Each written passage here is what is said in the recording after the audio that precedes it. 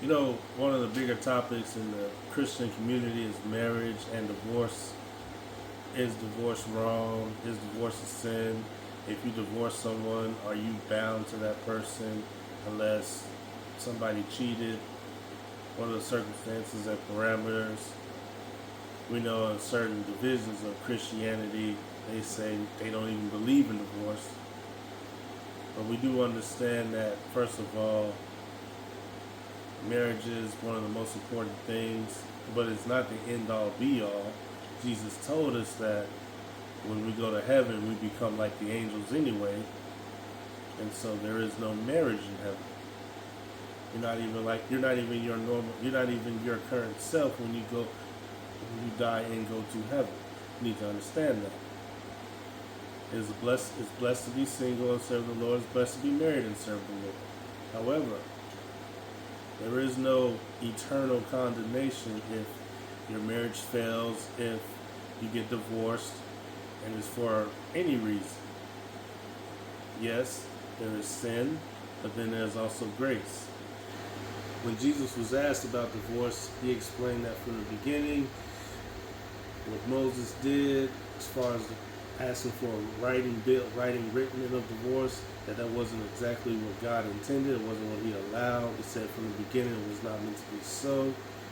Then he goes on to say that you have committed adultery if you divorce them for any reason outside of fornication, outside of having an affair and cheating, committing adultery. Then he also goes on to say, if you continue to read, that if you look at somebody and lust after them in their heart, in your heart, you're committing adultery with that person. So he made it very, very specifically clear that not only were there certain parameters, yes, but it was so easy to violate those parameters. There are a lot of married people who lust after other people who are not their partners, who desire other people who are not their partners, and according to the Word of God, you're committing adultery with that person in your heart. So you're already on grounds for divorce there, but there is still grace. So if you have divorced before, know that there is grace. There's potential for reconciliation with that partner. In some cases, yes. Not in all cases.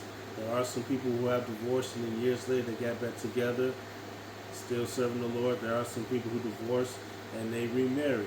There are some people who divorce for reasons such as getting out of an abusive relationship, financial issues, etc., etc.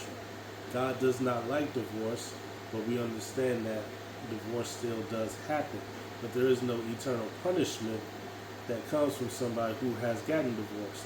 There is still grace and a moving forward that is allowed to happen. Some people, unfortunately, look at divorce and it's worse than, say, somebody who murdered somebody. There are people, even in the Bible, who have committed murder and they've been forgiven, they've been redeemed. And we don't eternally judge them. But if somebody were to get divorced for certain reasons, we'd be like, oh, they're divorced, they're living in sin all of a sudden. We gotta remember to apply common sense. That doesn't make sense. I'm not saying one thing is worse than the other, but come on. Anyway, please like, share, subscribe.